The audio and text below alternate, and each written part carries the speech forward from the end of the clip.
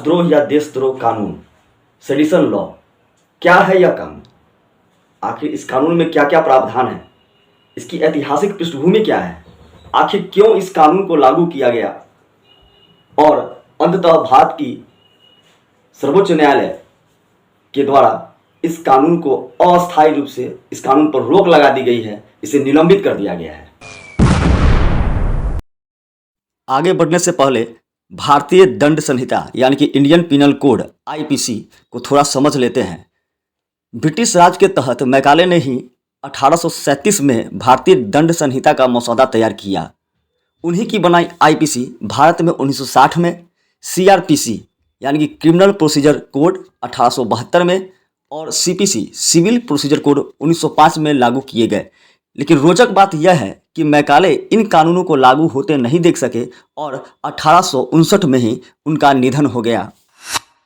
अब आइए आईपीसी की धारा 124 ए को देखते हैं कि आखिर क्या कारण है कि इस प्रकार के कानून को लाया गया था। उस समय अंग्रेजों द्वारा वहाबी आंदोलन के सफल दमन के बाद ऐसे कानून की आवश्यकता महसूस की गई, क्योंकि भारत में तत्कालीन ब्रिटिश सरकार को यह डर था कि भारतीय उपमहाद्वीप पर मुस्लिम उपदेशक या प्रचारक सरकार के खिलाफ धार्मिक युद्ध को भड़काएंगे। तो आईपीसी की धारा 124 ए क्या है? तो आईपीसी की धारा 124 ए में राजद्रोह या देशद्रोह की सजा का प्रावधान है। धारा 124 ए आईपीसी के अध्याय 6 का हिस्सा है जो राज्य के खिलाफ अपराधों से संबंधित है। अध्याय 6 में 121 से 130 तक के खंड शामिल है, जिसमें धारा 121 ए और 124 ए को 1870 में जोड़ा गया। यानी कि 121 ए और 124 ए को 1860 में, जिस समय आईपीसी को अनुमति दी गई थी और उसे अधिनियमित की गई थी, उस समय वह मूल में नहीं था, उसे 1870 में जोड़ा गया था। 124 ए को जेम्स स्टीफन के सुझाव पर जोड़ा गया था, जो उस समय भारतीय औपनिवेशिक सरकार में कानूनी मुद्दों को संभाल रहा था। ये धारा कहती है, अगर कोई व्यक्ति बोलकर या लिखकर या इशारों से या फिर चिन्हों के जरिए या किसी और तरीके से घृणा या अवमानना या उत्तेजित करने की कोशिश करता है या असंतोष को भड़काने का प्रयास करता है तो वो राजद्रोह का आरोपी है। ये एक गैर जमानती अपराध है और इसमें दोषी पाए जाने पर 3 साल की कैद से लेकर आजीवन कारावास तक की सज़ा का प्रावधान है। साथ ही जुर्माना भी लगाया जा सकता है। अक्सर राजद्रोह और देशद्रोह को एक ही मान लिया जाता है, लेकिन जब सरकार की मानहानि या अवमानना होती है तो उसे राजद्रोह कहा जाता है, और देश की मानहानि या अवमानना होती है तो उसे देशद्रोह कहा जाता है। अंग्रेजी में इसे सेडिशन कहते हैं। दोनों ही मामलों में धारा 124 ए का इस्तेमाल होता है। धारा के तहत पहला ज्ञात दर्ज मामला महारानी बनाम जोगेंद्र चंद्र बोस, जो कि बोस की लिखित अपनी बंगाली पत्रिका बांगोबासी में प्रकाशित एक लेख के कारण 1891 में कलकत्ता उच्च न्यायालय में था।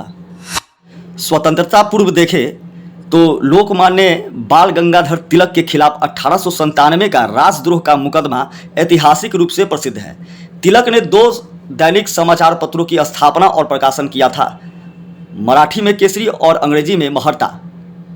तिलक को पहली बार शिवाजी के राज्याभिषेक की वर्षगांठ के उपलक्ष्य में एक वार्षिक उत्सव की रिपोर्ट शिवाजी के कथन के प्रकाशन तथा दूसरी बार केसरी लेखों the countries misfortune this remedies are not lasting के लिए इस धारा के तहत दोषी पाया गया और कारावास की सजा सुनाई गई थी।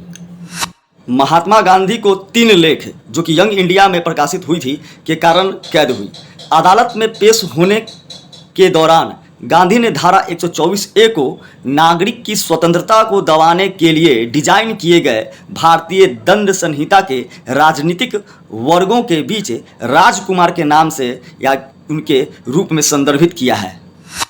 1951 में जवाहरलाल नेहरू की सरकार ने अनुच्छेद 19(1) के के तहत बोलने की आज़ादी को सीमित करने के लिए संविधान संशोधन लाया, जिसमें अधिकार दिया गया कि बोलने की आज़ादी पर तर्कपूर्ण प्रतिबंध लगाया जा सकता है।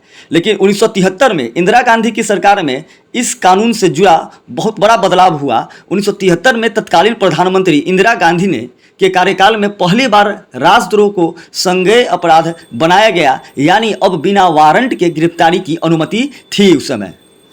21वीं सदी के दौरान तत्कालीन विश्व हिंदू परिषद यानी कि विहिप के महासचिव प्रवीण तोगड़िया, सिमरनजीत सिंह मान, विनायक सेन, अरुंधति राय जो कि एक लेखिका है, असीम त्रिवेदी एक कार्टूनिस्ट है, रिशांत रीडा, दिशा रवि जो कि एक जलवायु कार्यकर्ता पर हैं, उन पर धारा 124 के तहत राजद्रोह का आरोप लगाया गया है। अब आइए केंद्र सरकार की एजेंसी एनसीआरबी जो कि 2014 से धारा 124A के तहत दर्ज केस का रिकॉर्ड रख रही है, उसकी रिपोर्ट देखते हैं। तो उसकी रिपोर्ट के मुताबिक 2014 से लेकर के 2020 तक राजद्रोह के 399 मामले दर्ज किए गए हैं। इन मामलों में 603 लोगों को गिरफ्तार किया गया है, जबकि महज 13 लोगों पर ही दोष साबित हो सका है। 11 मई 2022 को भारत के सर्वोच्च न्यायालय के मुख्य न्यायाधीश NV रमना की अगुवाई वाली 3 न्यायाधीशों की पीठ ने औपनिवेशिक युग के इस कानून को निलंबित कर दिया है, या यूँ कहे कि अस्थायी रोक पर रखा गया है। अदालत ने कहा है कि असहमति को खत्म करने के लिए सरकारों द्वारा कानून का दुरुपयोग किया गया है और यह समय के अनुरूप नहीं है। यही कारण है कि इस कानून पर अस्थायी रोक लगा दी गई है। अब इस कानून के तहत जेल में बंद सैकड़ों लोग जमानत के पात्र हो गए हैं।